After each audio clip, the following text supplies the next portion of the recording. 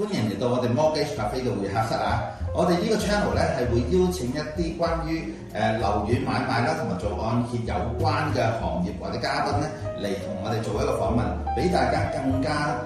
詳細咁了解喺英國買樓，同埋如果要做按揭嘅話咧，究竟個流程程序係點啦，同埋一啲重要資訊嘅。咁啊，事不宜遲啦，我哋呢一集咧就邀請到喺英國嘅法律助理 Ray Chan 咧嚟同我哋做一個訪問，關於英國買樓嘅流程啦。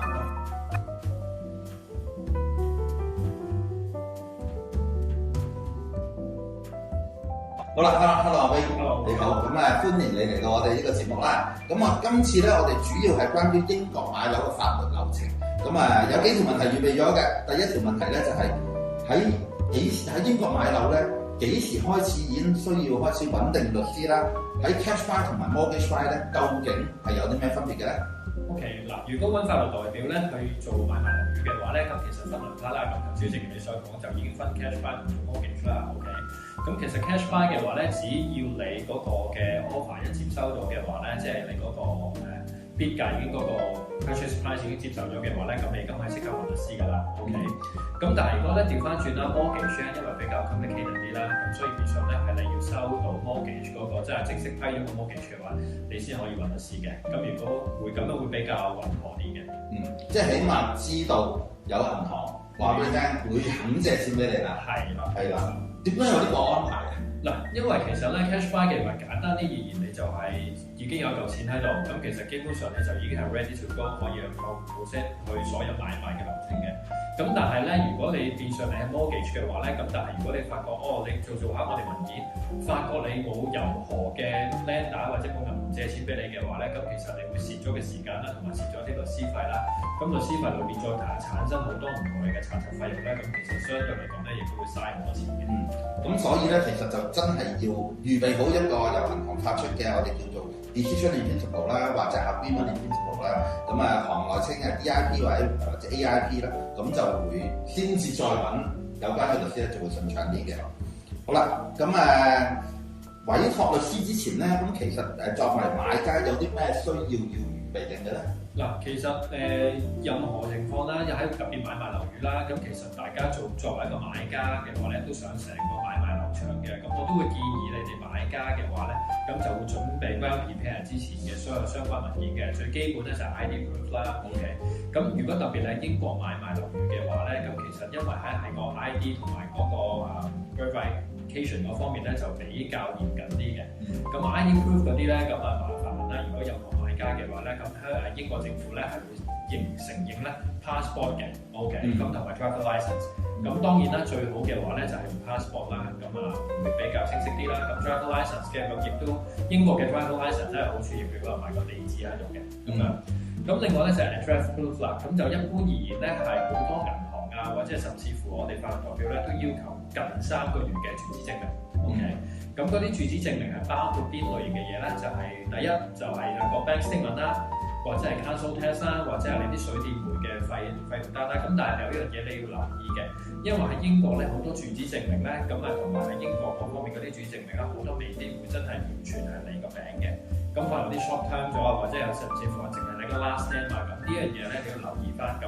咧我哋一般而言咧，稍微律師會嗰方面咧都要去承認翻，要睇翻咧你嗰個住址證明咧係咪你哋個全名啦，或者係你哋個 short 名，即係嗰個 short term 嘅嘢啦，而唔好淨係得個 last name 啦，咁未必會 valid 嘅。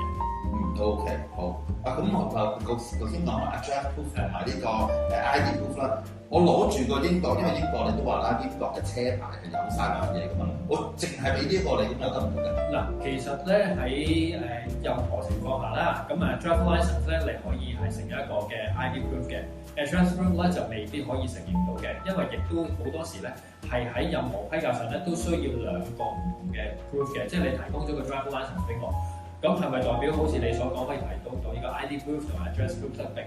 不可以嘅？address proof 你個 additional 仲要俾多一份文件俾我哋啦，去確認翻同你個 driving license 個名係一樣嘅話，先可以為之2個 valid 嘅 proof 嘅。OK， 好，咁我都幾清晰講咗究竟點樣提供個 proof 啦。好啦，咁預備好文件去揾律師啦。咁其實整個嘅買賣程序，我當已經揾到一間理想嘅物業啦。整個嘅律師嗰個流程咧，個程序個買賣程序咧，其實要幾耐時間到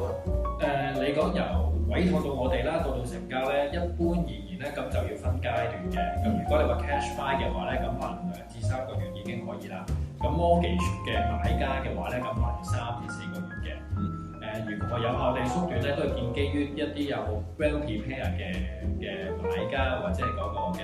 purchaser 啦，呢個係最重要嘅。咁如果你可以係好穩妥，已經預備好晒我哋或者係甚至乎 mortgage 嘅或者係 lender 需要嘅文件嘅話，咁呢一樣嘢係會加快到你哋嘅買賣速度嘅。咁啊，即係最基本 bank statement 嗰方面一定要準備好啦。咁頭先所講嘅 ID proof 啊等等嘅嘢啊，或者 address proof 啊，要預備好晒所有嘢啦，咁可以令到成個流程會 smooth 啲。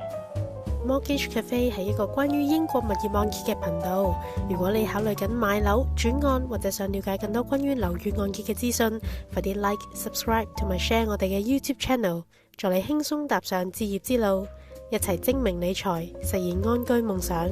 又咁講啦，我哋咧經歷過一個 case 咧，就係曾經試過有個係一個 mortgage buy 嘅買家咧，用咗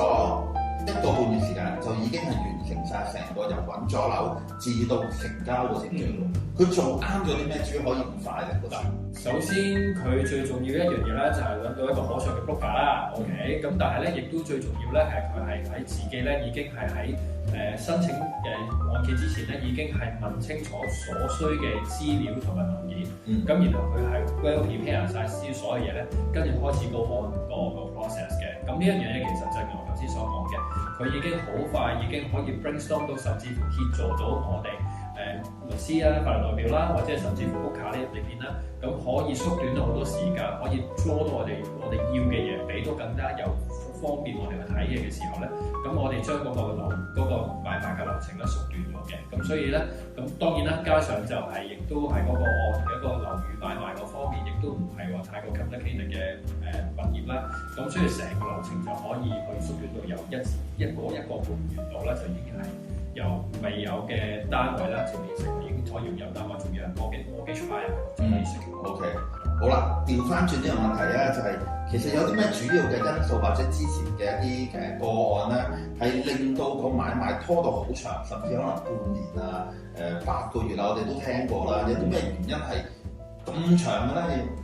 其實如果由我哋接手 case 嘅話咧，咁導致到個案件拖長咗咧，咁有幾個因素嘅。咁第一樣嘢咧就係固之有一個叫 chain 嘅 purchase 啦。咁咩叫 chain？嗱 chain 嗰方面咧，其實就當一個比喻，就係話當一個買家你準備買嗰個單位係 A 單位嗰個業主，佢係諗住買另外一個單位嘅 B 單位嘅話咧，咁呢一個嘅連貫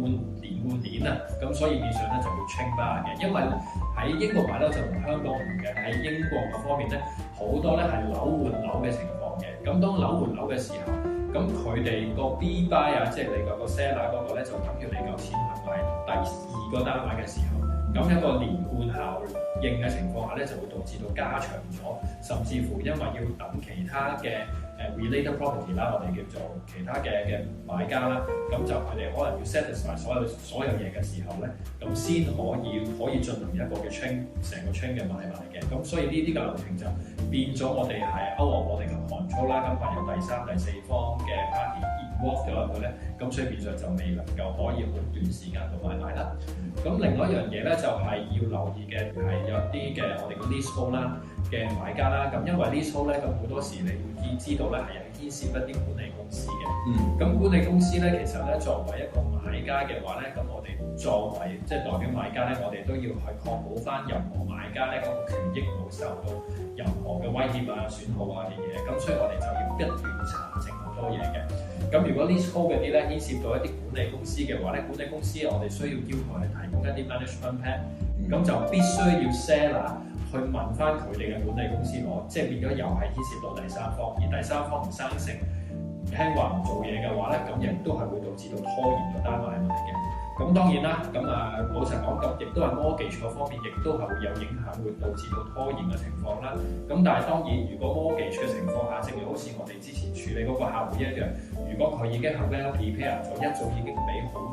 多嘅準備好晒所有嘅相關文件啊，或者做好晒、整好晒所相關嘅資料俾我哋嘅話咧，咁咁就呢一樣嘢就未必構成到可以做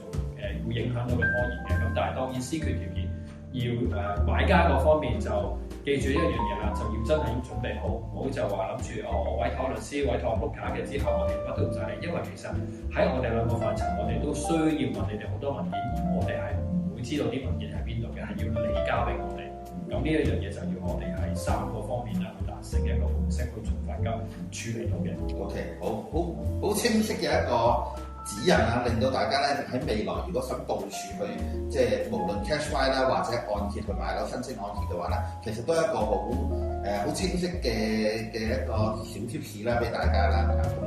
咁亦都喺個流程裏邊咧，通常我哋做翻一啲嘅諮詢嘅時候咧，都會好清楚列明晒究竟有啲咩文件點樣去，甚至點樣去 label 個文件啦，個文件嘅內容係點啦，其實我哋都會講得清楚嘅。咁希望以上嘅我哋嘅一啲資訊咧，可以短10分鐘到，可以幫到大家去部署未來嘅買自己嘅理想嘅家園啦，或者係做一個好精明嘅投資啦。咁今日多謝晒阿 Ray 幫我哋講咗呢一個 topic 啊。咁我哋下一個嘅片段嘅話，會再同大家分享其他按揭嘅。喜歡呢條片嘅可以撳 share 啦、like 啦，同埋分享俾你哋嘅其他朋友嘅。咁我哋下一條片再見，拜拜。拜拜。